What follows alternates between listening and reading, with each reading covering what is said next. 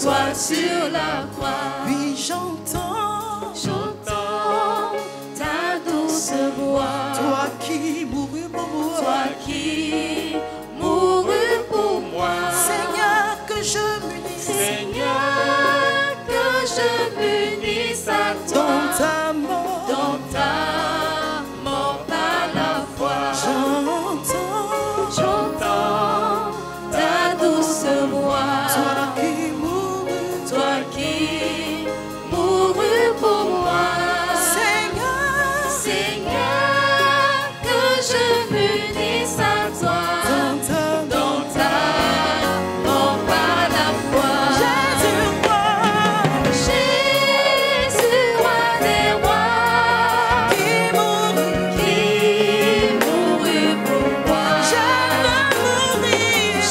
je veux mourir Je veux mourir avec toi. avec toi. Avec toi sur la croix. Jésus, roi des rois, Jésus, roi des rois, qui mourut pour moi. Je veux mourir avec toi sur la croix.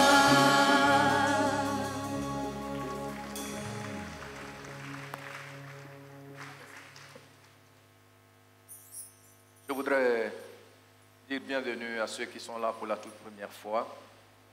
Et puis, tous mes encouragements aux hommes, pour votre évangélisation. J'ai eu des témoignages qui m'ont vraiment encouragé. Et je voudrais encourager toute l'Église à s'y mettre. Que Dieu vous bénisse davantage. Alors, nous sommes dans une période spéciale, la Pâque. Et j'ai une préoccupation que je voudrais partager avec toi.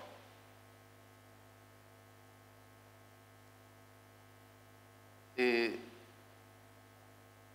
je l'ai posé sous un titre un peu long, mais c'est ce que je pouvais faire pour que tu puisses bien comprendre ce partage, combien important il est.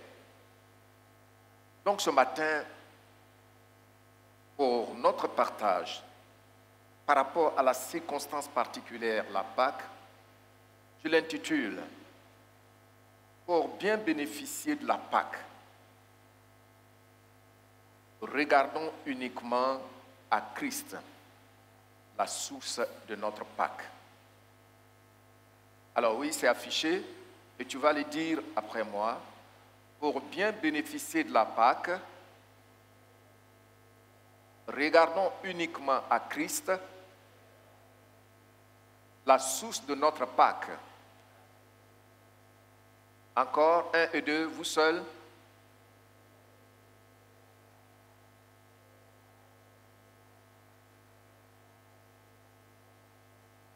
D'accord. Merci beaucoup. La Pâque prend sa source dans la délivrance du peuple juif du cruel esclavage de l'Égypte. C'est dans cette condition difficile, cruelle, que la Pâque a été ordonnée par l'Éternel Dieu. Et nous voyons que la délivrance d'Israël de l'esclavage n'a pas été facile.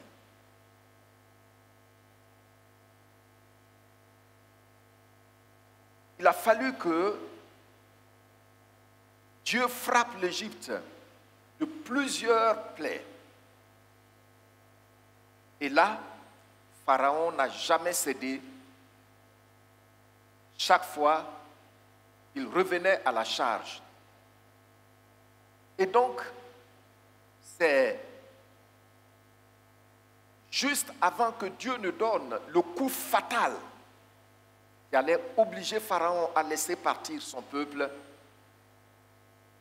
que Dieu parle à son peuple au travers de Moïse pour initier la Pâque. Et nous savons que pour ce coup, ce dernier coup fatal qui allait obliger Pharaon à laisser partir le peuple, Dieu allait frapper les premiers-nés de toutes les familles en Égypte. Et nous savons que les premiers-nés constituent la force prémisse d'un homme. Et nous savons, que ce soit dans nos cultures, que ce soit dans la culture que les Écritures nous révèlent, la culture des Juifs, le premier-né avait beaucoup de valeur, beaucoup de prix. Alors Dieu va frapper les premiers-nés de toute l'Égypte. Depuis le faible, disons, le plus petit citoyen, la plus petite famille, jusqu'au palais de Pharaon. Toutefois, il y a une exception. Dieu va frapper tout ce pays, excepté le peuple juif, les familles des Israélites. Mais comment est-ce qu'ils pouvaient échapper? C'est là que Dieu leur file le secret. Amen. Alors, ce matin, en revenant à notre titre, à savoir, pour bien bénéficier de la Pâque, regardons uniquement à Christ, la source de notre Pâque. Nous allons voir deux secrets pour bien bénéficier de la Pâque. Je dis, on va voir combien de secrets? Deux secrets. Deux secrets. Il faut être très attentif. Mais avant de voir ces deux secrets-là, nous allons lire notre texte de base ou nos textes de base. Et puis,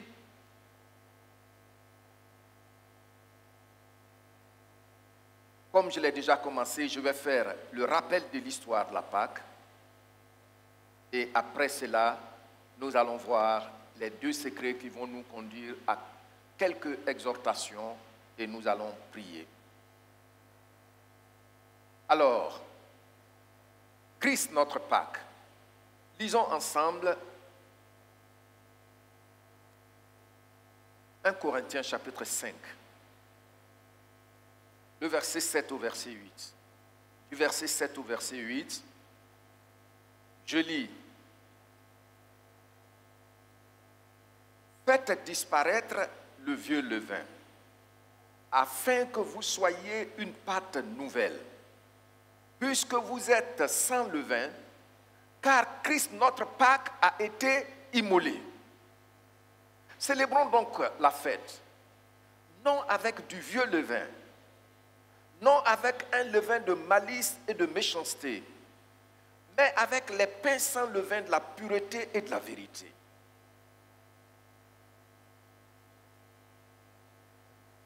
Deuxième passage, Jean chapitre 1, verset 29. Jean chapitre 1, verset 29. Le lendemain, il s'agit de Jean-Baptiste, vit Jésus venant à lui. Et il dit, voici l'agneau de Dieu qui fait quoi? Qui ôte le péché du monde. Voici l'agneau de Dieu qui ôte le péché du monde. Tout le contentieux entre l'homme et son Créateur. Voici celui qui va ôter cela. Alléluia. Acclamons notre Seigneur.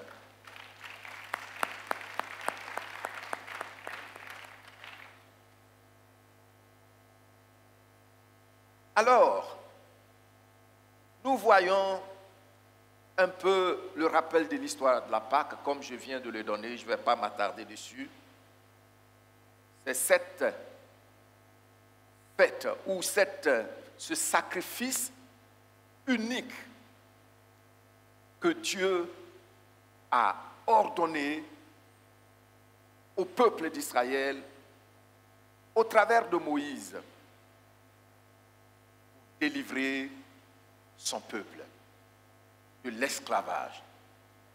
Effectivement, Dieu a dit, et vous pouvez trouver cela dans Exode 12, tout le chapitre 12, mais particulièrement quand vous partez du verset 1 au verset 7. Ça fait le résumé. Donc, comment est-ce que ça allait se passer pour que les gens soient délivrés, épargnés de l'ange de la mort qui devait passer la nuit pour frapper le peuple de l'Égypte? Dieu dit à son peuple, voici ce que vous allez faire. Alors, vous allez tuer, sacrifier un agneau, chaque famille. Et puis, quand vous sacrifiez l'agneau, qu'est-ce que vous devez faire?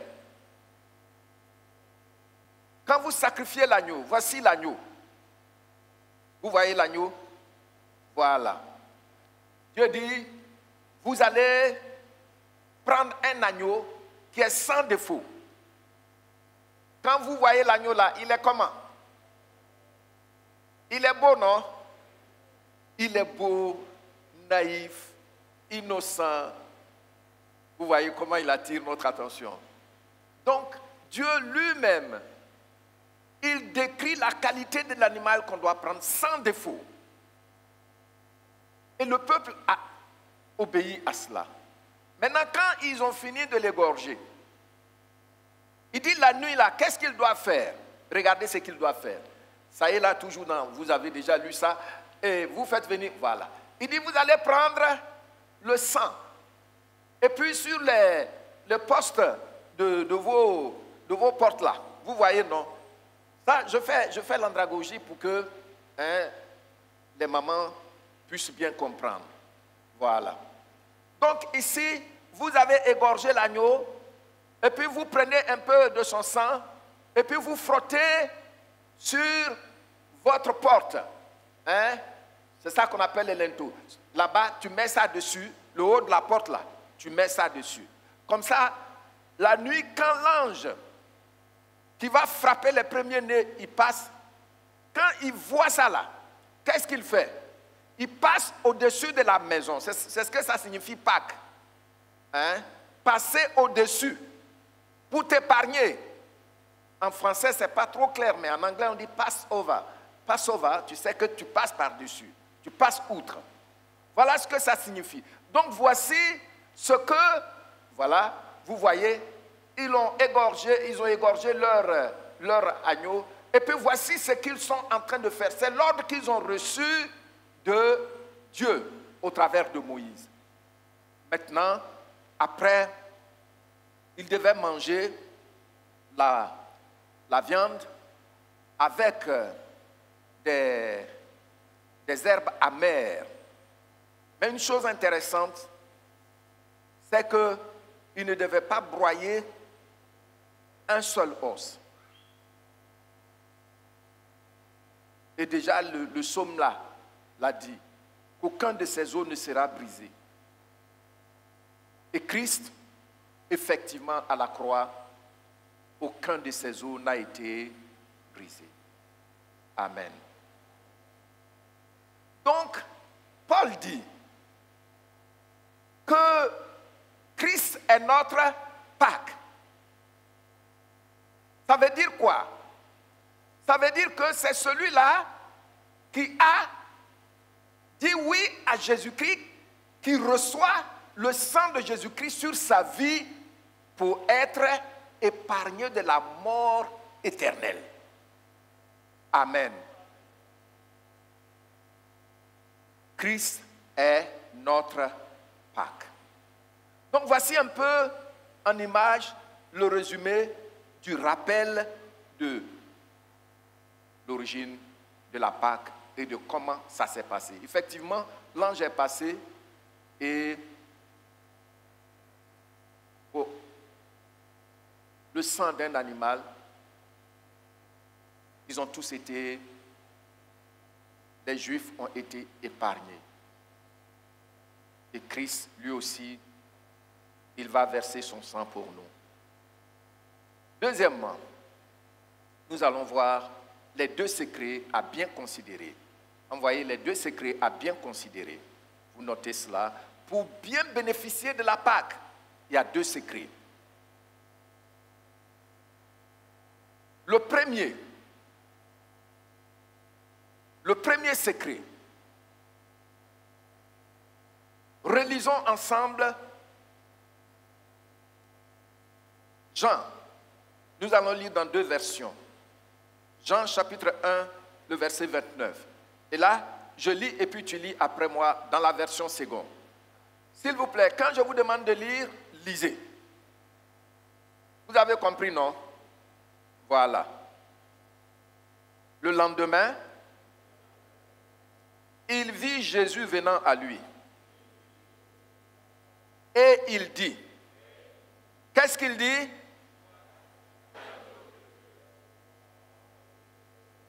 Merci. On va lire parole vivante. Le lendemain, Jean aperçoit Jésus qui se dirige vers lui. Alors il s'écrie. Qu'est-ce qu'il dit? Voici à destinée, vous faites quoi? Comment? Pourquoi? Gloire au Seigneur. Alors,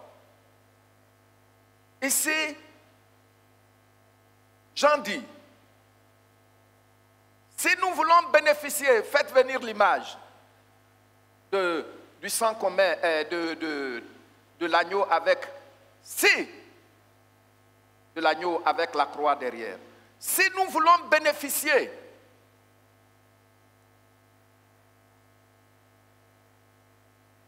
du pardon de nos fautes, si nous voulons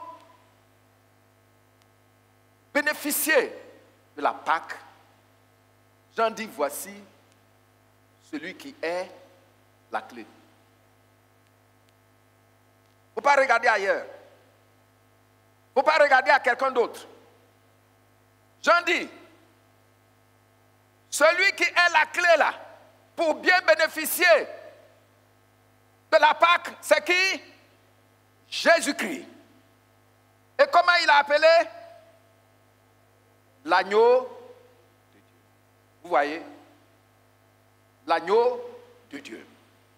Donc tout chrétien, pour pouvoir bien fêter la Pâque, et surtout quand nous lisons Paul, qui nous dit car Christ est notre Pâque, il n'a pas dit Christ était notre Pâque.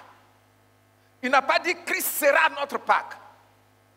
Qu'est-ce que ça revient à dire? Ça revient à dire que tous les jours de notre vie, c'est Pâques pour nous. Et donc tous les jours de notre vie, chaque chrétien doit regarder à Jésus-Christ seul. Amen. Regardez à Jésus-Christ seul. Tout le monde dit avec moi, regardez à Jésus-Christ seul. Alors, c'est ce que Jean-Baptiste nous dit en disant, voici. Vous voyez, voici. Jean-Baptiste nous invite avec force à regarder à Jésus-Christ. Quand il dit voici, il est en train de montrer l'agneau. Voici. Il n'a pas dit de regarder ta dénomination baptiste. Non, il dit voici, voici. Ne regardez à qui? Qu'à Christ seul. Amen. Oui, ne regardez qu'à Christ seul. Voici, c'est ce que ça signifie. Mais bien aimé, c'est tellement important. Pourquoi? Parce qu'aujourd'hui, le diable a introduit avec beaucoup de malice des techniques et des rudiments innombrables du monde. Je vous dis, souvent il y a des choses que je vois sur certaines chaînes chrétiennes, dites chrétiennes, et je suis triste.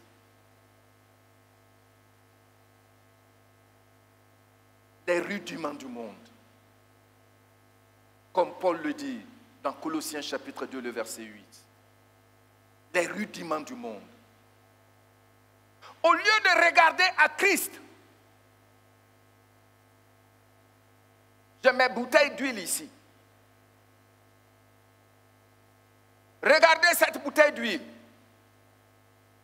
C'est fabriqué spécialement par une famille en Israël. Tu ne peux pas aller là-bas pour acheter. Moi, je peux y aller. Alors, j'ai acheté. Ça, c'est rien, c'est pas grand-chose. Ça, c'est 140 000 francs.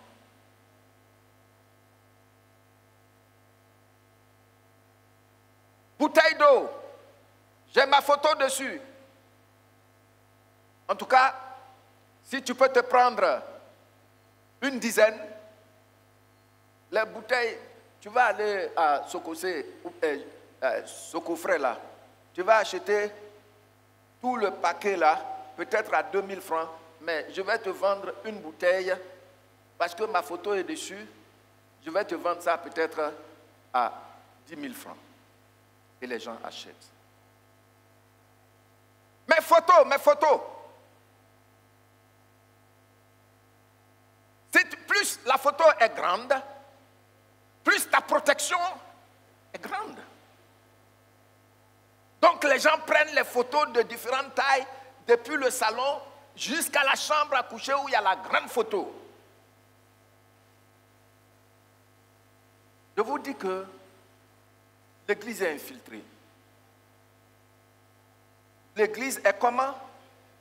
Infiltrée.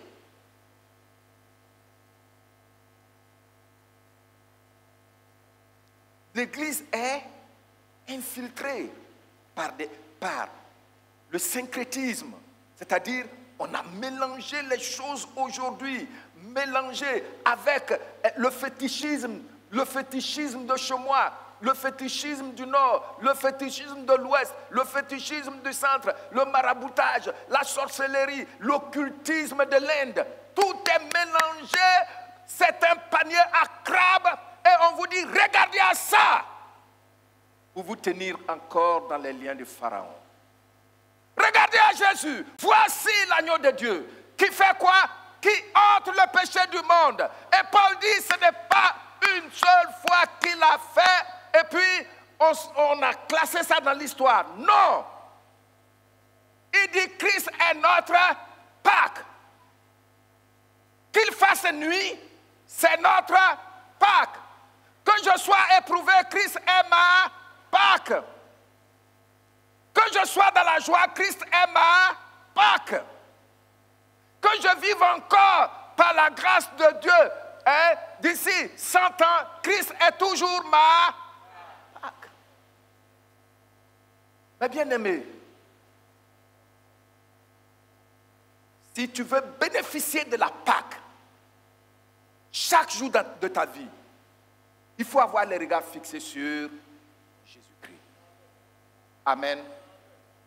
Parce que c'est lui seul qui a versé son sang pour nous. Oui, j'ai vu sur Internet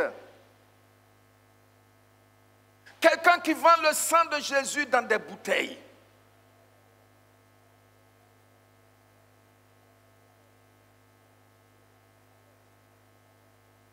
Qui a déjà vu ça? C'est moi seul qui ai vu ça. Ah, je vois.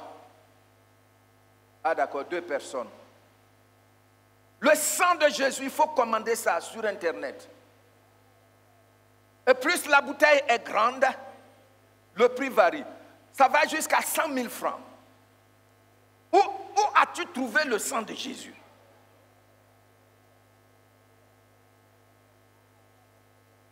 Alors, qui dans cette assemblée a déjà acheté ce sang-là?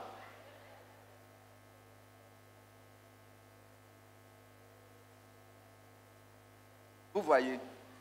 Donc aujourd'hui, le diable, il utilise tous les moyens pour détourner nos regards de Jésus-Christ, qui est notre Pâques.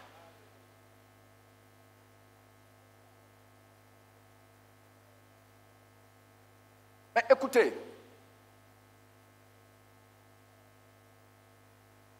il y a un fardeau dans le cœur que personne d'autre ne peut enlever, si ce n'est lui, son sacrifice. Qu'est-ce que j'ai dit? Personne d'autre ne peut l'enlever. C'est lui seul qui peut enlever ça. C'est lui qui t'a créé. Il dit, recevez mes instructions, croyez en moi et vous aurez le repos pour vos âmes. Il dit, pour vos âmes.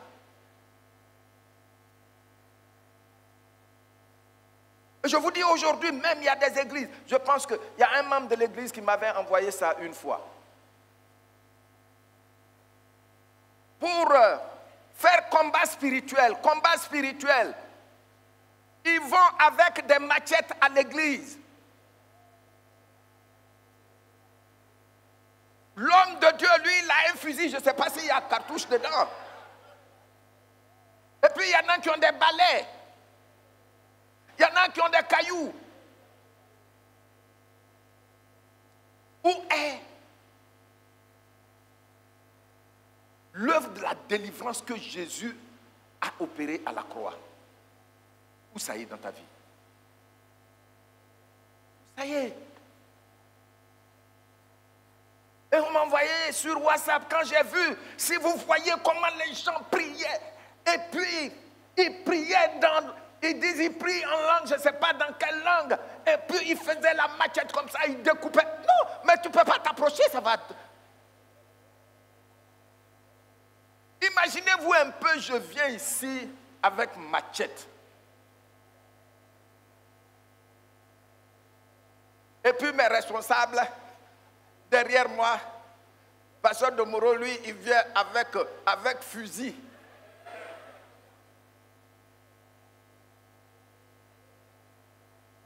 On va tirer sur les... Oh my God, come and see. Vous voyez comment l'Église fait pitié? Vous voyez comment nous faisons pitié? Le diable a réussi à déjouer complètement nos regards de Jésus-Christ.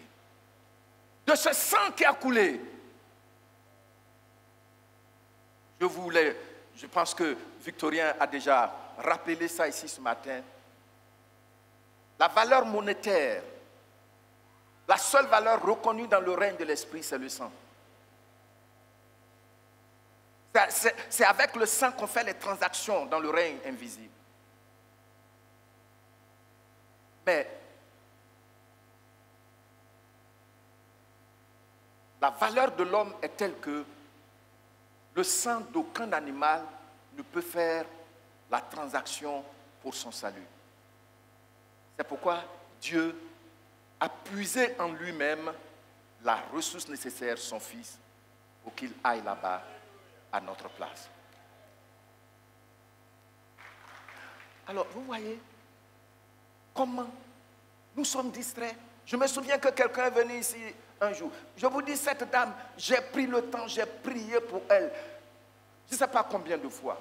Dès que tu commences, tu dis, Seigneur, démon se manifeste.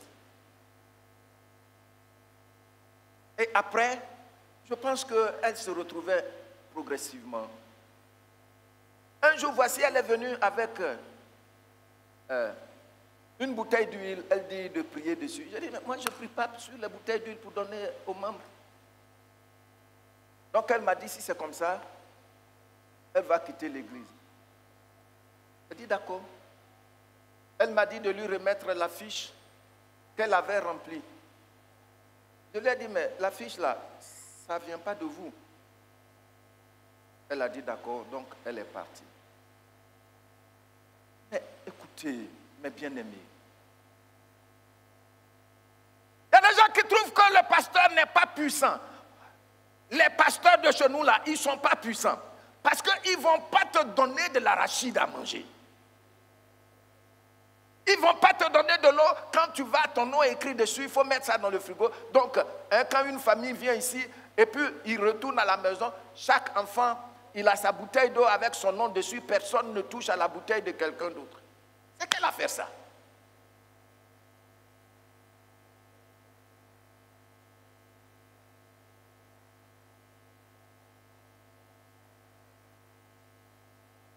Il y avait une famille qui était ici,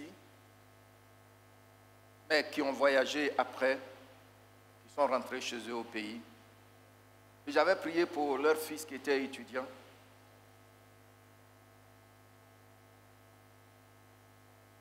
Il était dépassé. J'ai vu qu'après, il était triste. Il était assis, tout triste, quand il est revenu en lui-même. Je lui ai demandé, tu as mal quelque part? Il dit non, que pasteur. Vraiment, tu sais, cherchant ma délivrance, on m'a amené quelque part. Et là, le prophète, non seulement j'ai payé un certain montant, mais il y a des choses incroyables qui se passent. Il me dit de marcher comme un canard. Et puis de tirer mon cou. Pasteur, j'ai fait ça jusqu'à je suis fatigué. Et à certaines personnes, ils disent de se coucher et puis de nager à même le sol. Je sais que c'est possible qu'il y ait des gens ici qui ont vécu cette expérience. Alors que quelqu'un a payé le prix, il a versé son sang pour cela. Tout ce que nous devons faire, c'est de lui dire, je te donne ma vie, pardonne-moi ma vie que j'ai menée sans toi, et s'approprier de ce qu'il a déjà accompli, il a payé le prix. Est-ce que vous comprenez? Vous suivez? D'accord. Faites venir l'image là. Mettez l'image là maintenant. C'est ce qui se passe. Beaucoup de choses sont introduites. Écoutez, j'ai trouvé que c'était vraiment problématique quand ma servante, la nuit,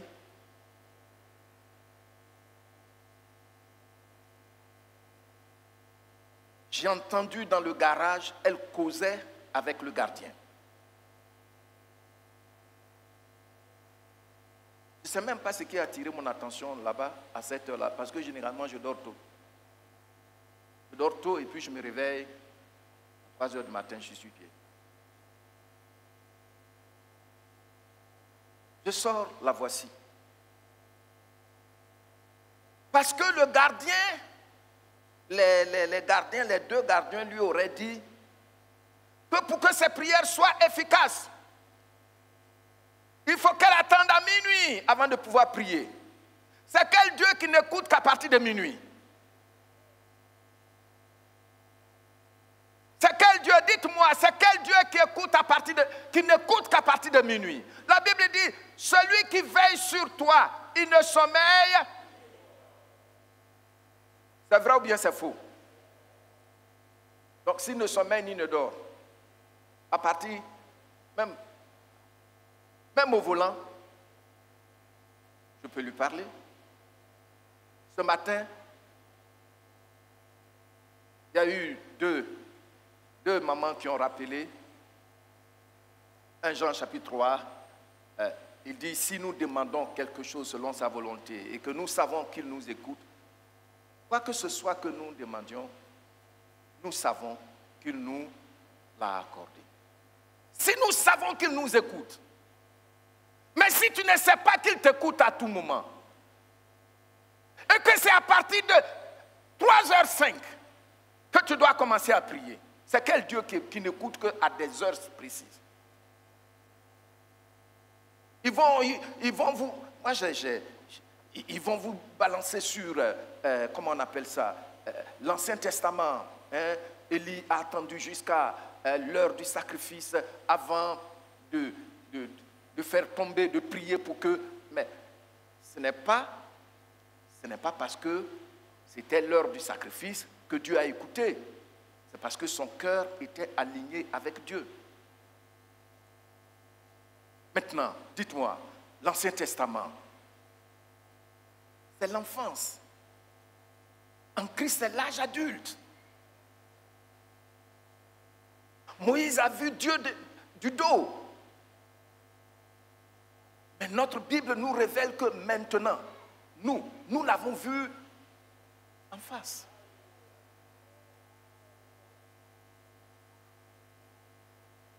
Un Jean chapitre 3, que certaines personnes ont rappelé ça encore ce matin. Il dit ce que nous avons entendu, ce que nous avons vu, ce que nos oreilles, disons, ce que nos mains ont touché et que nous avons contemplé, nous vous l'annonçons. Écoutez, Moïse n'a pas vécu ça.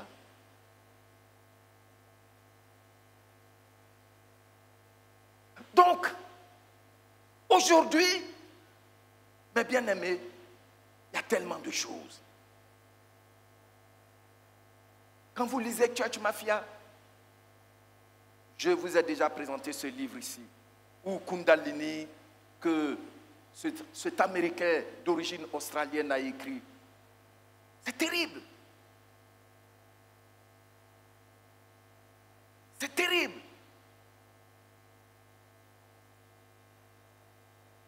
Les gens vont jusqu'à enterrer les têtes de cochon, la tête pourrie du cochon, hein, dans l'église comme ça. Plus ça pourrit, les asticots deviennent nombreux, plus le monde devient grand. Et puis tu penses que tu es. Il faut faire alliance avec moi. Pourquoi on va faire alliance avec toi? En vertu de quoi? Le diable a fait des machinations, de la ruse, de la subtilité pour détourner le regard de beaucoup de gens de Jésus-Christ, de la personne et de l'œuvre de l'agneau de Dieu, Jésus-Christ. Et je vais vous dire, mon rôle, c'est de vous ramener à regarder à la personne et à l'œuvre de Jésus-Christ. C'est ainsi que vous allez bien bénéficier de la Pâque. Envoyez une image là-bas, s'il vous plaît. Et puis on reste sur l'image. Le sang de Jésus à 100 000. Où est-ce que vous avez trouvé ça? Hein?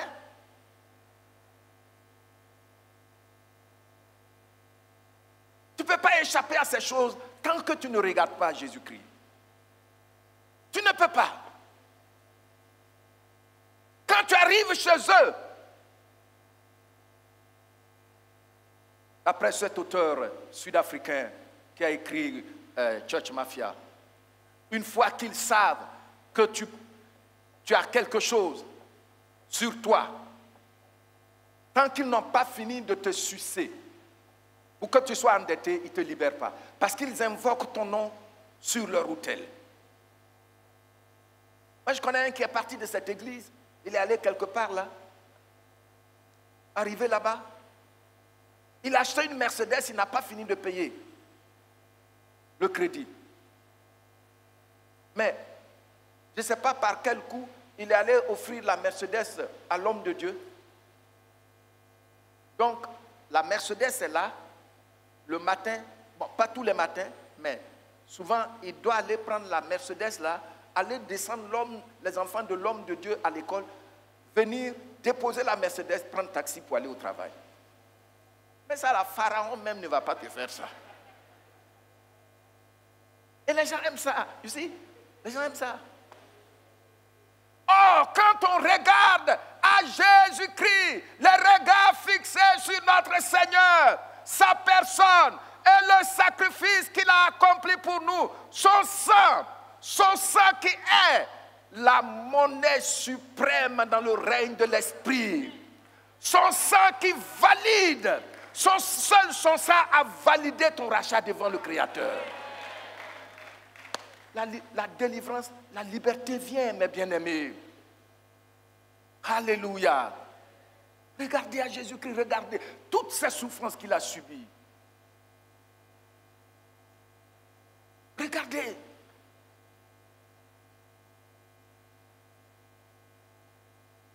Pourquoi?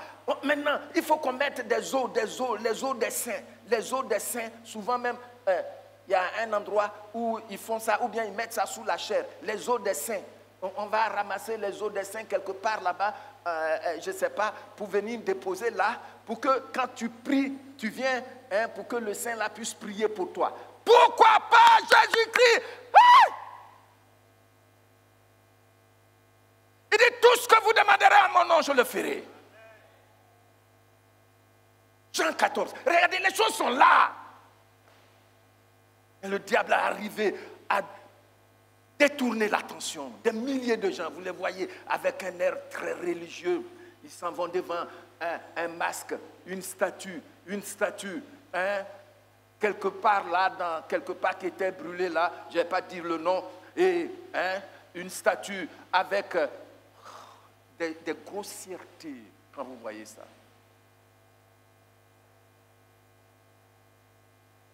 Je dois vous dire, Jésus-Christ est suffisant. Qu'est-ce que j'ai dit? Encore? Dis Seigneur, merci parce que tu es suffisant pour moi. Il y a tellement de choses. Comment est-ce que tu vas pour qu'on prie pour ta délivrance? Il faut que l'homme de Dieu, s'il trouve que tu es belle à ses yeux, il doit coucher avec toi parce qu'il faut qu'il te donne sa sémence dans laquelle se trouve le Saint-Esprit pour te libérer. C'est qu'elle a fait ça. Et puis vous courez partout.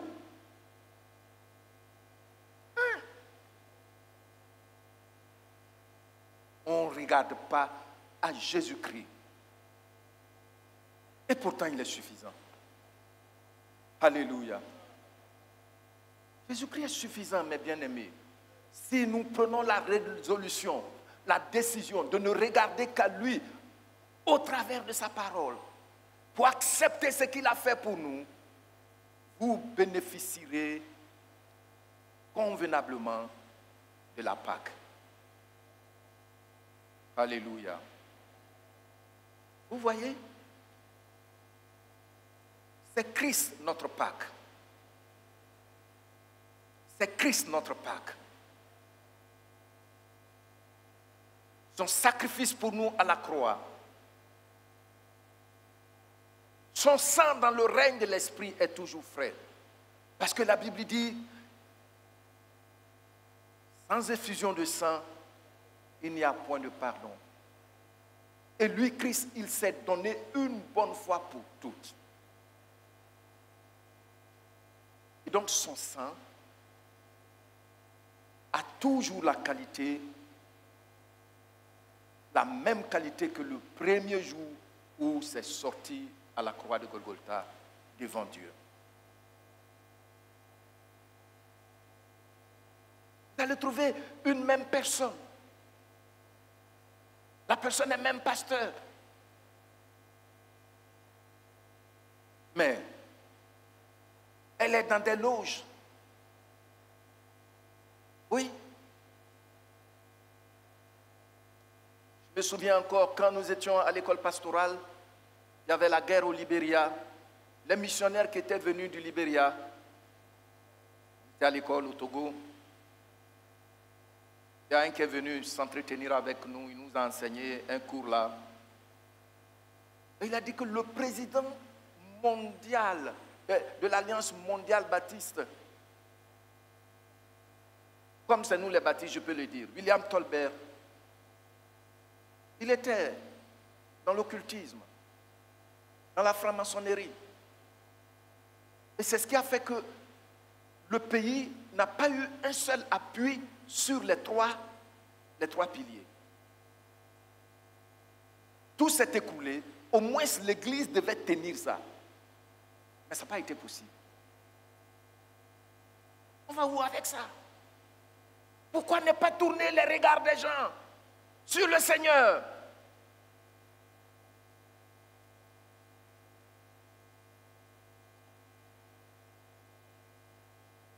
Vous savez, quand ils vont, je n'y suis jamais allé, mais c'est les témoignages de ceux qui se sont repentis que j'ai lus dans ces livres-là. Quand tu vas là-bas, tu arrives, on te demande, qu'est-ce que tu dois choisir? Une spécialité. C'est par là qu'il commence. Si toi, tu veux voir le numéro de téléphone et de compte des gens, tu dis, c'est ce que je veux voir. Parce que quand tu commences à citer, je vois 0, 1, 2, 2, 0, 5,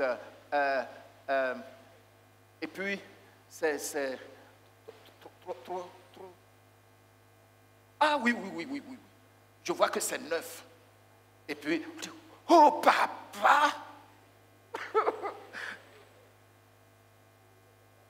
Comme ça. Et on tremble. Non. Donc quand tu es venu, tu as fait ça marcher, la prochaine fois, tu dois aller te spécialiser dans un autre domaine encore.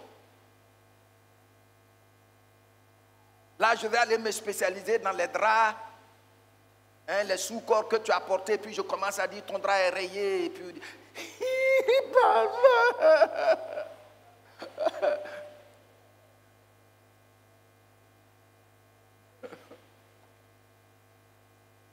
la dernière fois, au mois passé, quand je partais à Accra, on est arrivé à Cape Coast, à Takoradi. Je disais à Junior, regarde, peut-être sur un peu plus de 100 mètres, il a mis ses posters. Can I prophesy? C'est la grande question dessus, hein? Et les gens vont dire, yes, daddy, papa, you can prophesy. Et puis, les gens vont haranguer. Il peut prendre une seule personne, 15 minutes, 20 minutes. Mais les gens ne sont pas fatigués. Mais là où on vous montre la croix, pasteur, vraiment, tu enseignes bien, mais seulement que le message dure trop. Ah bon? Come on. Je montrais à Junior, tu as vu, non? Can I prophesy? Comme lui, il ne comprend pas anglais, il dit, can I prophesy? Est-ce que je peux prophétiser? Il dit, ça suffit. Mais Jésus-Christ, tout comme l'agneau a été immolé pour épargner la vie des premiers-nés des familles israélites, de même Christ, lui cette fois-ci, ce n'est pas limité, mais c'est pour nous tous dans le monde entier. Regardez à lui. Non. Can I?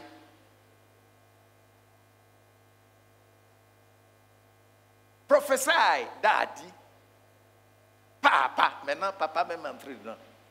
Même les anglophones, vous entendez, non? Papa. Nous, les francophones, on dit papa. On dit papa. Stop it. Si vous voulez dire daddy. Regardez comment les gens... C'est triste. C'est Christ, notre Pâques. Quand quelqu'un dit oui à Jésus-Christ et tu t'appuies sur le fait qu'il est sorti du sein du Père, du Créateur des cieux et de la terre, et qu'il est venu, il a pris sur lui la responsabilité de bien accomplir la mission que son Père lui a donnée, par son sang, par ses souffrances, tout ça. J'ai la paix avec Dieu. C'est ce que Dieu a accompli effectivement pour toi. Amen.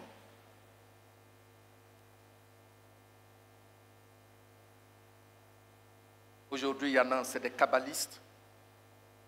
C'est que c'est des choses que beaucoup d'entre vous, vous n'en avez jamais entendu parler. Ils adorent les anges, ils invoquent les anges. C'est une secte. Quand nous lisons le livre de Colossiens, L'apôtre Paul en parle, mais si on ne vous a pas enseigné là-dessus, tu vas lire, tu ne sauras pas de quoi il parle. Puisqu'il était gradé dans le judaïsme. C'est un pharisien. C'est des gens qui savaient invoquer les puissances diaboliques. On appelle la Kabbale. Vous voyez, ils sont dedans. Même souvent, ils font leur culte sur leur chaîne. Quand tu regardes, ils ont tous les signes. Mais les gens quittent les assemblées où on les aide à regarder à Christ. C'est pas chaud, il n'y a pas d'émotion. Et puis tu te retrouves chez un kabbaliste. Non, actuellement, là où tu es là, je suis en toi-même. Je suis en toi. Qui doit être en toi?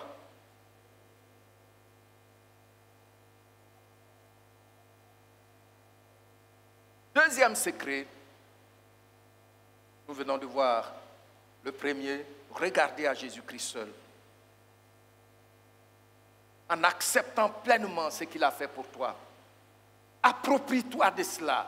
C'est ce que j'ai fait. Amen. Je ne t'entends pas. Gloire au Seigneur. Deuxième secret. L'apôtre dit, et nous lisons cela encore dans 1 Corinthiens 5. Je lis et puis tu lis après moi. Versets 7 à 8. Faites disparaître quoi? Faites disparaître quoi? Ça la même. Je voulais préparer un message spécial sur ça pour vous expliquer avec des choses pratiques. Mais si le Seigneur le permet, une autre fois, je vais montrer ça. Vous allez voir. Il y a des gens qui ne connaissent pas le levain là. Je dois vous montrer ça en pratique pour que vous compreniez de quoi il s'agit. Afin que vous soyez une pâte nouvelle. Ça, hein? Afin que vous soyez une pâte nouvelle. Puisque vous êtes comment? Car. Et puis maintenant, nous continuons. Célébrons donc la Pâque. Continuez.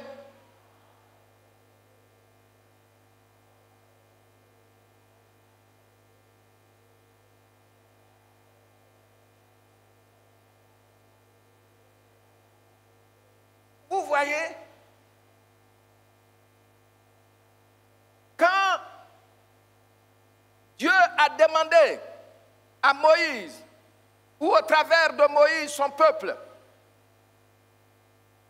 de faire la Pâque, le pain qu'il devait manger là, il ne devait pas avoir du levain dedans. Et vous voyez, ça fait même partie des fêtes, des grandes fêtes que les Juifs fêtent, les pains sans levain. Pendant une semaine, si on voit du levain chez quelqu'un, un membre de ce peuple-là, il sera lapidé. Mais le levain, c'est quoi? C'est la malice, c'est la ruse. On est rusé, on est malicieux, on joue, hein? On peut taper la tête de plusieurs personnes ensemble et puis on est à côté. Il dit, on sait comment parler de mon frère et de ma soeur ce matin. Dans les partages, beaucoup de gens ont parlé de ça. Critiquer. Et puis après, je donne un autre visage. C'est du levain. La malice, la ruse. Paul est en train de dire ici que pour bien célébrer la Pâque, ce levain-là ne doit plus faire partie de notre pain. Et puis, il dit le levain-là, c'est la malice, la méchanceté, la ruse, l'orgueil. Hein? Mais quand c'est comme ça, tu ne peux pas fêter la Pâque. Tu as vu? Tu ne peux pas fêter la Pâque avec ça. Donc, il faut enlever le levain. C'est-à-dire, tout ce qui va contre ce que Dieu, la vie nouvelle que Dieu t'a donnée. Maintenant,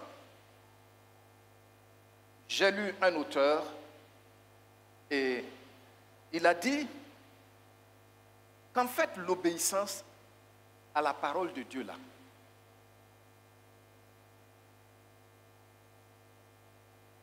l'obéissance quand on obéit à Dieu,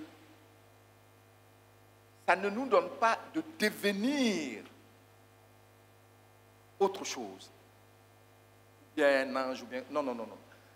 Plus tu obéis à Dieu, l'obéissance te permet de découvrir ce que tu as été, que Christ a accompli. Tu es enfant de Dieu, tu l'es déjà, mais plus j'obéis à Dieu, ce statut d'enfant de Dieu ressort clairement dans mon esprit. Amen. Est-ce que vous avez saisi derrière là-bas? Vous avez saisi là-bas? Merci beaucoup. Donc, plus on obéit, ce que nous étions déjà en Christ là, ce que Christ a fait de nous là, c'est là que ça ressort. Je n'obéis pas pour devenir protège des nations, non. Je suis déjà enfant de Dieu. Donc plus j'obéis, plus clair mon statut ressort. Alléluia. C'est ce qu'il est en train de dire ici. Donc nous devons rechercher la pureté, la vérité. Vous savez qu'aujourd'hui, on m'a parlé d'une église ici. C'est une église évangélique traditionnelle même, traditionnelle. Mais c'est difficile qu'un pasteur y passe 5 ans. 5 ans, c'est difficile. Ils ont formé un comité là, comme ils se disent qu'ils ont les moyens. Et puis le comité est là. Si le bureau national envoie un pasteur là, et que le monsieur, poussé par l'Esprit de Dieu, parle de la manière dont il doit vivre pour plaire à Dieu, ils vont dire non, il ne fait pas notre affaire. Et puis ils le chassent.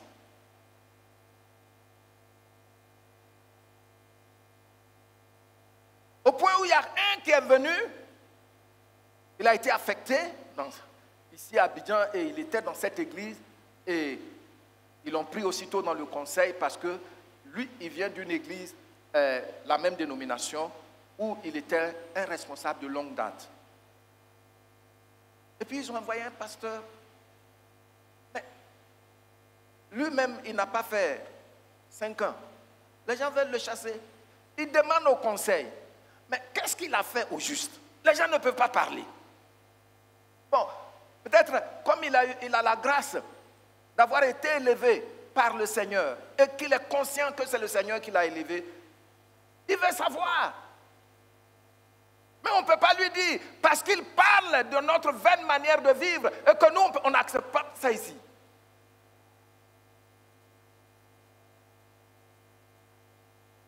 Vous voyez? Et le monsieur est perturbé. Mais le pasteur a prêché sur quoi de mauvais? Vous voyez? La pureté, quand ça manque, partout où il y a le levain, il n'y a pas de pureté. Il n'y a pas la vérité. Maintenant, vous savez, aucun homme ne possède la vérité, sinon Dieu seul. Il y a les gens qui vont dire c'est des philosophes, non, la vérité est relative, hein, l'homme est la mesure de la vérité, et puis c'est faux. L'homme n'est pas la mesure de la vérité. Les gens, quand ils se repentent à quelques minutes de leur mort, là, vous ne voyez pas ça. Tant que vous n'avez pas lu certains livres pour découvrir ces choses-là, hein?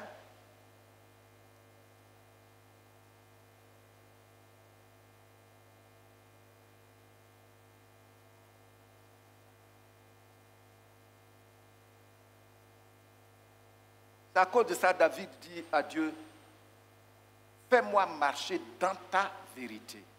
Et vous voyez, ça y est, fais-moi marcher dans ta vérité. Moi je pense. Tu penses quoi? Tu penses quoi? Qu'est-ce que notre Constitution dit? Cette Constitution, qu'est-ce que ça dit? C'est ça.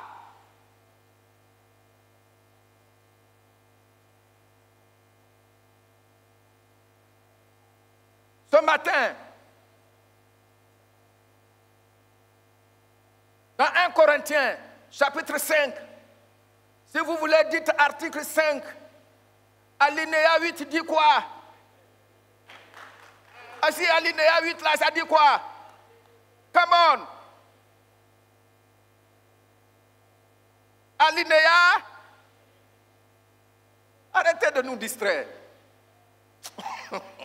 Les gens aiment distraire, pour que tu ne regardes pas à Christ. On dit au commencement était la parole. La parole était avec Dieu. Et la parole était Dieu. Et par elle, toutes choses ont été faites. Et rien de ce qui existe n'a été fait sans elle. C'est-à-dire même ton cerveau là, ça a été fait par la parole. Oui, c'est étonnant. Mais bien aimé, c'est étonnant. Il y a des choses dans la Bible, quand je les découvre souvent, je dis, mais tiens, il dit, il connaît le nombre. Oh, quel homme sur cette terre peut compter le nombre des cheveux, pas de la tête de sa femme ou bien non. Non, toi-même les cheveux de ta tête. Est-ce que tu peux compter ça? Mais lui, il connaît. Alléluia. Alléluia. Pourquoi mentir ou tuer n'est jamais dépassé? Et aimer ou vivre dans l'humilité, ça c'est dépassé. Vous voyez comment les gens font? Et puis, ils peuvent se jouer de toi et puis faire les choses comme ça. Je me souviens quand on m'a enseigné en première année sur la philosophie de la religion. C'est trop terrible. J'ai commencé à avoir mal à la tête. J'ai dit, mais heureusement que je dois avoir de l'intelligence pour rendre les copies. Ça ne doit pas entrer dans ma vie, c'est tout. Tu as demandé ce que tu as dit là, j'ai écrit ça. Je sais que ce n'est pas dans mon cœur. Ah! Non. Mais bien aimé, la Bible nous dit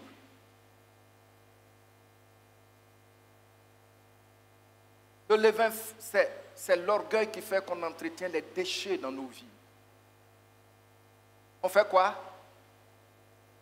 Les déchets. Il ne faut pas entretenir les déchets dans ta vie. Ça ne t'aide pas. Les déchets, c'est pour la poubelle. Alors tu vas bénéficier de la Pâque. Hébreux chapitre 12, le verset 1 à 2. Nous donc aussi, puisque nous sommes environnés d'une si grande nuée de témoins, rejetons tout fardeau et le péché qui nous enveloppe si facilement et courons avec persévérance dans la carrière qui nous est ouverte, ayant les regards sur qui? Ayant les regards sur qui? Hébreux. Sur Jésus. Vous voyez, non? Il dit ici, ayant... Il faut positionner, s'il te plaît, Hébreux, chapitre 12. C'est positionné. Merci beaucoup. Donc, lisons. Ayant les regards... Oui, vous lisez 1 et 2. Uh-huh. Uh-huh.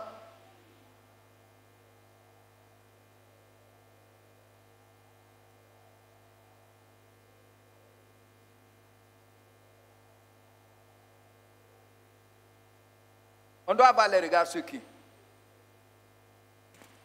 ce que Jésus me dit là, c'est ça qui règle ma vie. Amen.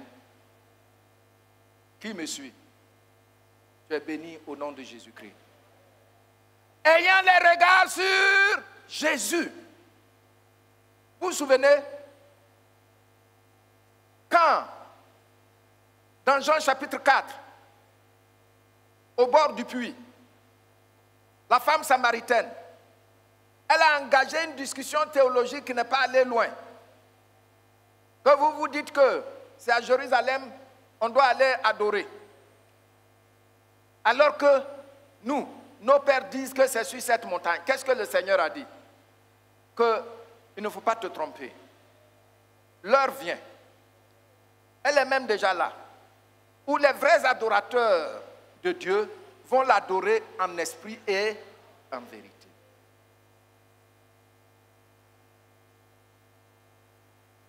La qualité de ta visibilité spirituelle sur la personne de Jésus-Christ et l'œuvre qu'il a accomplie à la croix, là, c'est ça qui te permet de te connecter continuellement à lui. Amen. Les gens sont là, ils ne voient que des masques. Les gens sont là, ils ne voient que des statues. Même maintenant, il y a Marie noire, Marie africaine, il y a Marie blanche, il y a Marie asiatique. On va où avec ça?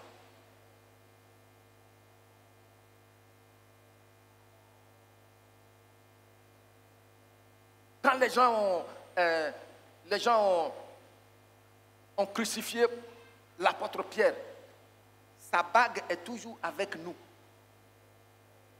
C'est-à-dire, puis les gens disent, si je pouvais toucher la vitre dans laquelle se trouve cette bague-là, c'est fini pour moi.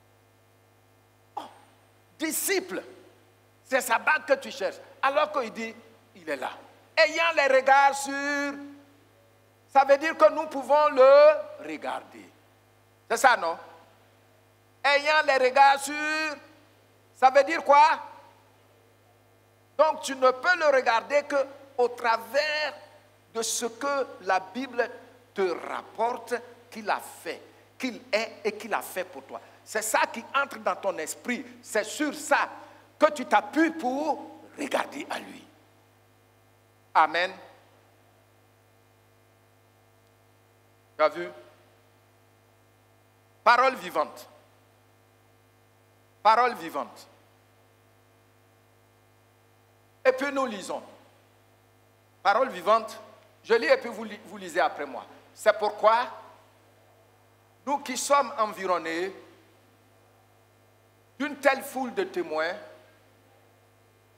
débarrassons-nous de tout ce qui alourdit notre marche. En particulier du péché qui nous cerne.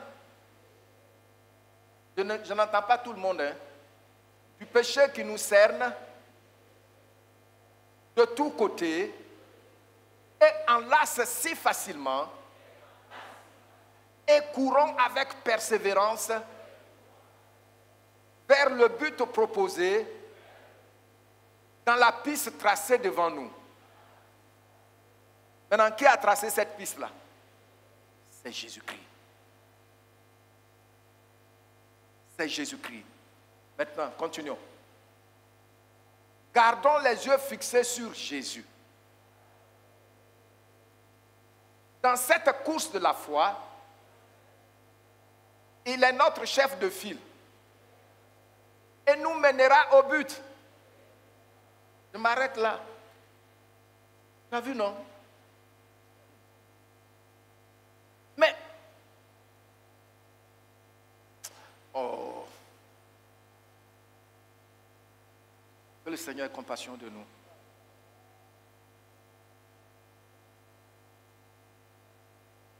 Des choses qui se passent quand tu... Je crois que c'est le jeudi surpassé, je disais à Pasteur Domoro que la semaine j'étais triste. Parce qu'il y a des choses que tu vois, tu te demandes bien, mais écoutez, est-ce que c'est ce Jésus-là?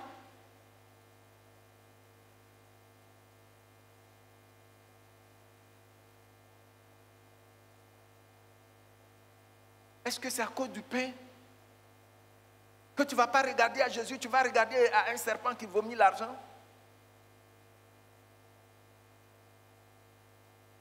Hein? Non. Non. Il dit, le but à atteindre là, c'est Jésus-Christ. Il a déjà tracé quoi? Le chemin. Il est notre chef de file. Et puis qu'est-ce qu'il va faire? Oui, donc regardez-moi ici. Le chrétien ne marche pas la tête baissée. Dans le règne de l'esprit, le chrétien ne marche pas la tête baissée. Il marche la tête en haut. Tous les dangers, c'est pourquoi il dit, nous on va marcher sur les serpents. On marche même dessus, on ne fait pas attention. On écrase et puis on continue notre chemin. La tête en haut. Pourquoi? Parce que tu regardes à Jésus-Christ. Tu marches comme ça. Tu penses que toi, tu es assez lucide pour voir tous les pièges de l'ennemi pour t'en sortir? Non. Regarde à Jésus. Et celui qui regarde à Jésus, notre Seigneur, c'est celui-là qui peut bien bénéficier de la Pâque. Gloire au Seigneur. Gloire au Seigneur.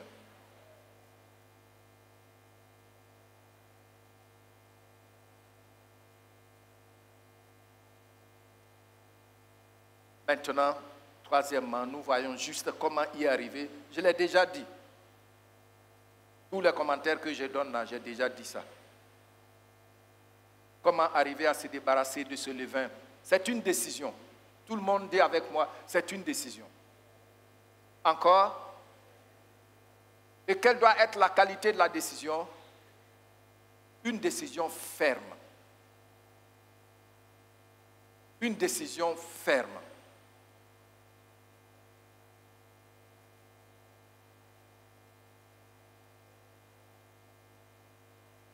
C'est alors que nous pourrons débarrasser de nos vies les déchets. Et aussi de notre assemblée les déchets. Une chose que je voudrais te dire, c'est que tu dois être bien rassuré que le Saint-Esprit validera merveilleusement ta décision de marcher dans l'obéissance au Seigneur.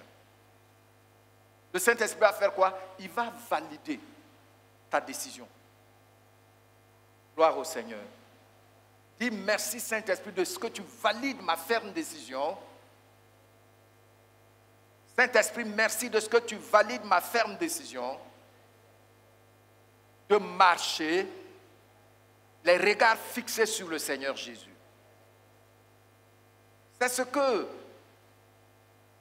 1 Jean nous dit. 1 Jean chapitre 1, le verset 6 à 9.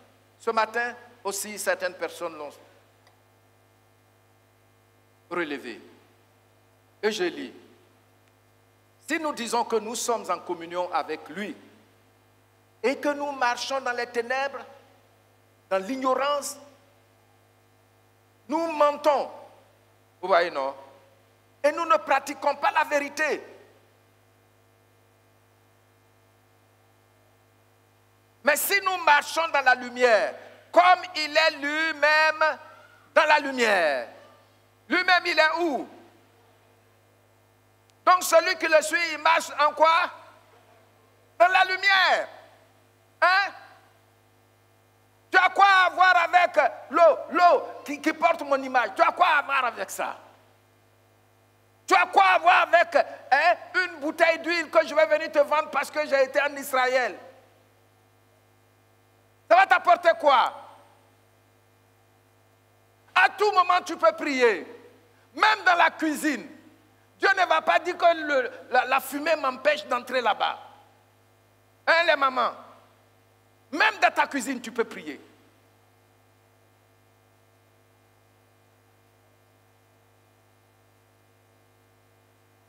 Parce que quand tu marches dans la vérité, tu es en communion avec lui. Amen. Et tu marches dans la lumière comme lui-même, il marche dans la lumière. Regardez la suite. Il dit, et le sang de quoi? Le sang de qui? Et le sang de... Quel est son ministère dans nos vies? De combien de péchés? Tu as vu, non? Mais si tu ne regardes pas à lui, tu seras troublé par la culpabilité, parce que vous savez, la conscience là, la conscience est têtue. La conscience est comment? La conscience n'a pas peur de toi, hein? Ta propre conscience, hein? Va continuer de siffler dans tes oreilles. Tu es fatigué, tu cours ici, c'est à cause de ça. Les gens entrent dans plusieurs loges, tout ça là, pour calmer leur conscience. Mais tu ne peux pas. C'est Jésus-Christ qui purifie ta conscience de toute culpabilité. Mais quand tu es libre, quand ta conscience est libre, tu es libre. Tu vois? Aujourd'hui, dans les pays développés, les amphétamines, ce qui marche beaucoup, ce n'est pas maladie contre le cancer, c'est amphétamine. Et maintenant, dans ces dernières années, beaucoup d'autres pays, on ajoute maintenant la drogue. Pour pouvoir dormir un peu, pour pouvoir éviter, sortir un peu de son univers de culpabilité. Et pourtant, la Bible dit, hein, il faut faire revenir, il nous purifie de tout péché là. Voilà. Et le sang de qui? Est-ce que tu suis avec moi?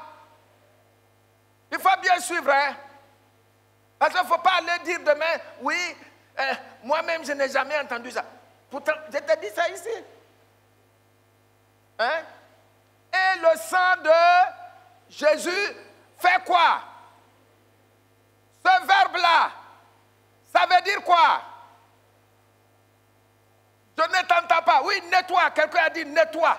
Qui d'autre? Lave. Et puis, hein? Assainit. Rend propre. Tu as vu comment son salaire est puissant? Acclamons le Seigneur. Oh! Come on! Hein?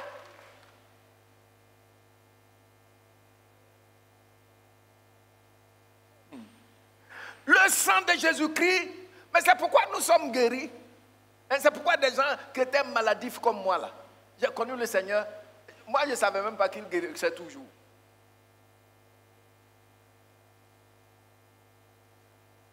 Avant nous, les baptistes là, quand tu as dit oui à Jésus là, ils vont faire étude biblique jusqu'à ce que tu comprennes et tu aies l'assurance de ton salut. Maintenant, quand tu as l'assurance de ton salut là, tu es là.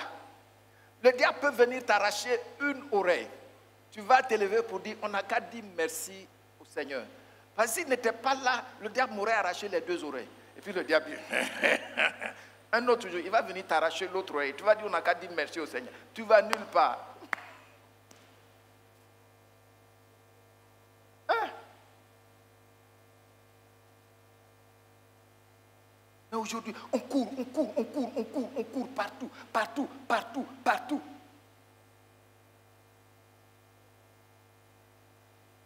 Fixons nos regards sur le Seigneur. Alléluia. Et quand tu fixes tes regards sur le Seigneur, tu commences, puisqu'il dit, nous sommes en communion avec lui. Ça veut dire, les trésors là, il les partage avec toi. Quand on parle de communion là, c'est les biens communs qu'on partage ensemble. C'est comme ça, moi j'ai été guéri. Même quand souvent il me donne de voir. Je ne suis jamais allé sous un prophète. Non?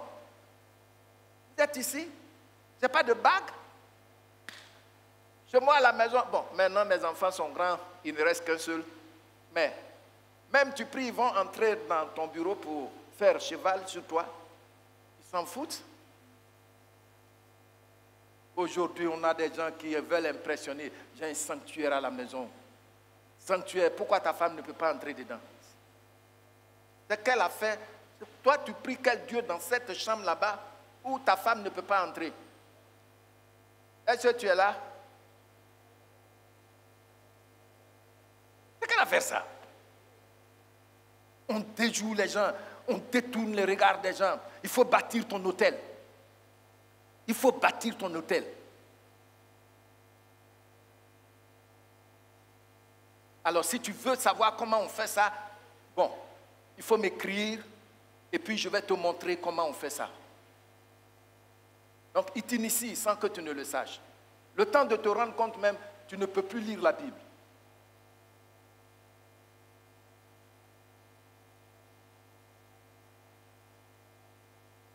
Nous, notre Dieu n'a pas dit de le prier dans le secret. Il dit dans Isaïe, je ne vous ai pas parlé dans le secret, je vous ai parlé publiquement. Et puis je ne vous ai pas dit de me chercher en vain. Ça me touche. Il dit, je ne vous ai pas demandé de me chercher en vain. Vous me cherchez, vous me trouvez. Gloire au Seigneur. Donc, c'est toutes ces manifestations authentiques du Saint-Esprit. Ça provient de la qualité de notre communion. Aujourd'hui même, il y a des gens qui s'appellent, qui disent qu'ils sont des chantres. Moi, quand j'écoute un chant et puis ça commence, je suis déphasé. Oh, Jésus, Arabaka, ça là, si on veut laisser un héritage, comment on peut écrire ça pour la génération future? Critical thinking. J'appelle ça critical thinking. Comment on peut laisser ça en héritage? Et pourtant,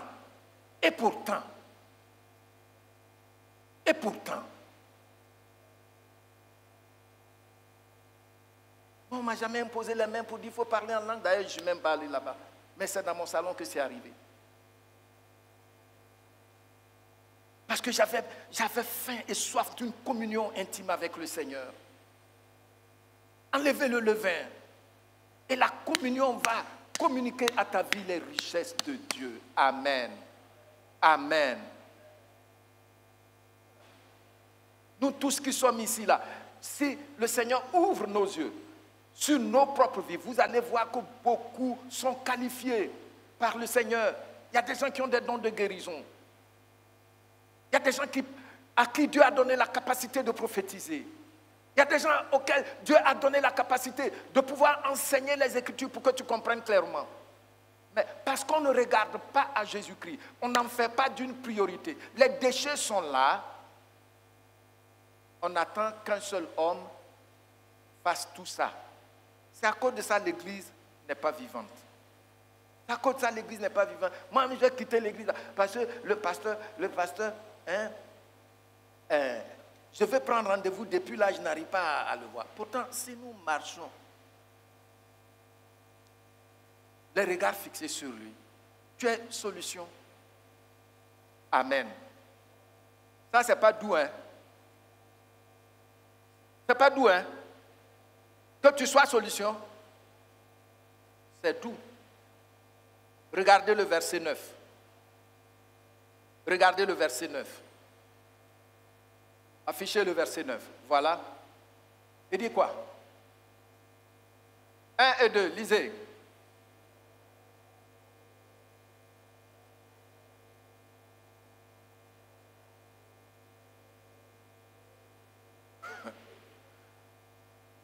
L'iniquité, c'est quoi? C'est quand je sais que ce que je fais n'est pas bon, mais je vais faire ça quand même. C'est ça que la Bible appelle l'iniquité. Voilà. Mais ici, il dit, si nous sommes d'accord avec Dieu, que ce que je fais là, c'est une désobéissance, que je ne veux plus revenir là-dessus, parce que là, ça renferme en même temps la repentance. Ce n'est pas seulement le fait de reconnaître, d'être d'accord avec Dieu, et puis ça s'arrête là. Moi-même, je sais que je vais tomber encore, donc ça ne sert à rien de demander pardon à Dieu. Non, non, non, ce n'est pas de ça qu'il parle. Je prends la décision. Et quand je suis honnête dans ma décision, le Saint-Esprit vient valider cette décision. Amen. Il dit, quand c'est le cas, comment est Dieu? Dieu est comment? Et puis, Dieu est fidèle. Donc, il dit ici, on peut compter sur lui. Dieu est fiable. Et puis, la ligne qu'il a tracée là, il ne s'en départit jamais. C'est ça qu'on appelle la fidélité. Amen. Donc, il te pardonne. Et puis, qu'est-ce qu'il fait? Regardez encore notre verbe qu'on a regardé en haut là. Regardez ça. Il te purifie de combien de péchés? De tout péché. De tout péché. Gloire au Seigneur. Gloire au Seigneur. Voyons ça dans la version parole vivante. Le verset 9 seulement. Envoyez le verset 9 seulement. Ok. Et nous lisons. Je lis et puis tu lis après moi. Si au contraire, nous reconnaissons que nous avons péché, et si nous avouons nos fautes,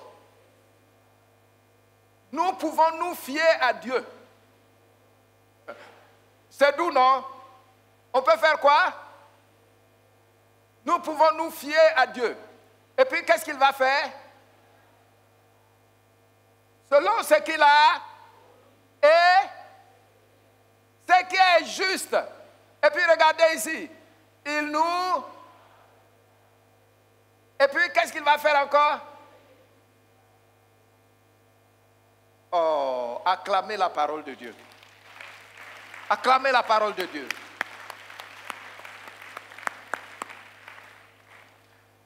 J'ai dit à mes enfants que je n'aime pas le mensonge. Ce n'est pas bon. Ça détruit la vie. Je leur disais ça régulièrement. Si tu as fait quelque chose de mauvais, que maman te voit ou pas, ou que moi je te vois ou pas, quand on vient là, il faut venir nous dire ça. La ceinture est accrochée là-bas. Quelquefois, ils vont prendre pour aller cacher. Mais quand la ceinture doit parler, ils vont aller sortir ça, venir me remettre ça en main. Bon, donc, un jour, j'étais rentré au salon net à un qui m'attendait. Il est parti jouer dans notre chambre. Je ne sais pas s'il jouait au tennis ou bien quoi. Et puis il a cassé quelque chose sur l'armoire. Il a dit que si on fait quelque chose qui n'est pas beau et puis on le dit là.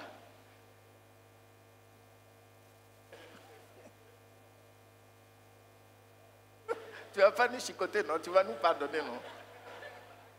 J'ai dit oui. J'ai dit, je suis entré dans la chambre là-bas et puis je voulais jouer et puis j'ai cassé le truc là.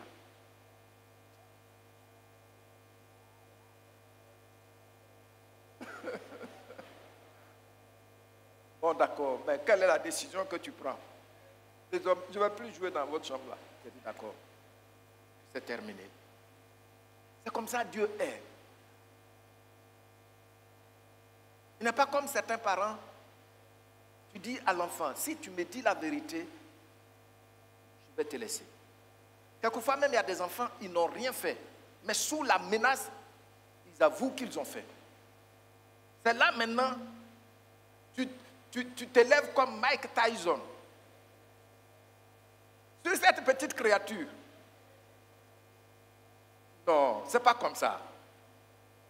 Donc ici, Dieu dit, voici ce qu'il a dit. Il dit, et puis je te pardonne. En fait, je vais vous expliquer quelque chose avant de terminer. Dans le règne de l'esprit, je vous ai dit souvent ici que le monde spirituel fait très peur.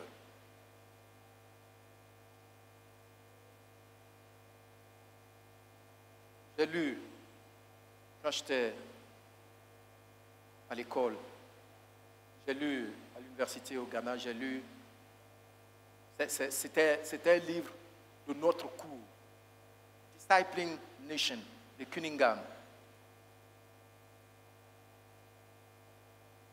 Docteur Adou l'a acheté, mais c'est en anglais. Quand je lui ai prêté ça, il a lu, puis il a commandé ce livre-là. Quand j'ai vu comment ce monsieur a abordé le monde spirituel, c'est terrible. Mes yeux ont commencé à s'ouvrir. Ils ne savent pas, il a fait le parallèle entre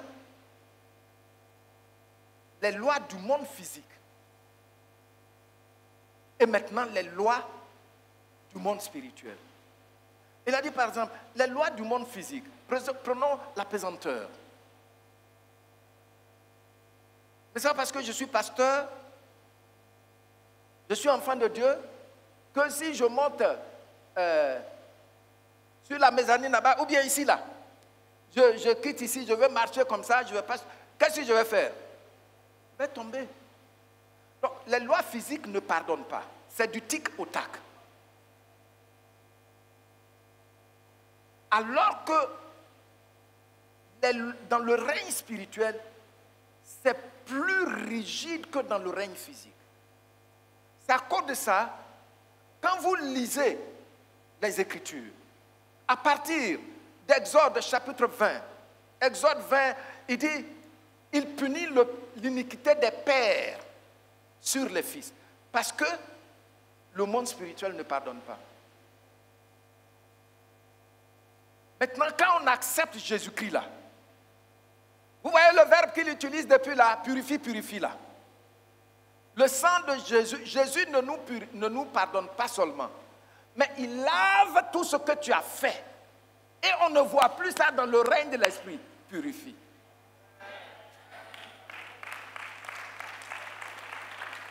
Alléluia. Donc ce n'est pas affaire de pardon. Quand on parle de pardon là, ça relève un peu de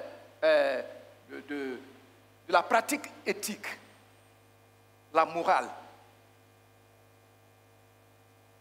Il y a des gens qui vont vous dire, quand on met une pointe dans un bois sec, et puis on le retire,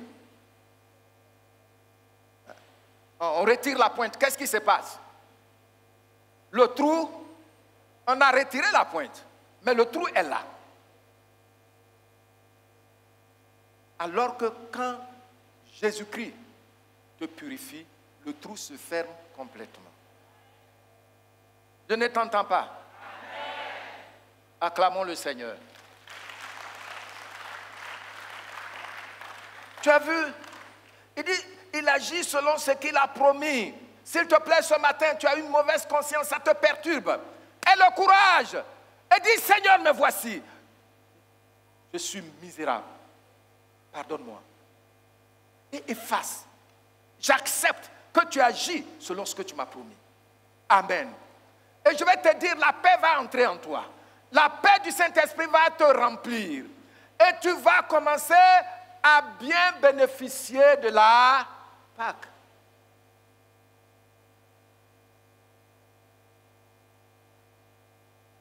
Pour terminer, retenons ceci. Pâque nous rappelle à l'ordre, à revenir urgemment à la communion avec Dieu par Jésus-Christ, son agneau.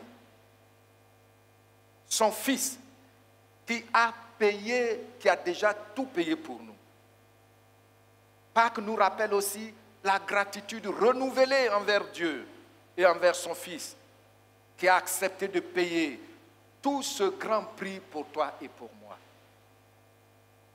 Mes bien-aimés, voici les secrets, les deux secrets que je viens de partager avec toi et comment y arriver qu'on a vu. S'il vous plaît, regardons à Jésus-Christ. Sois toujours prêt à être d'accord avec le Seigneur.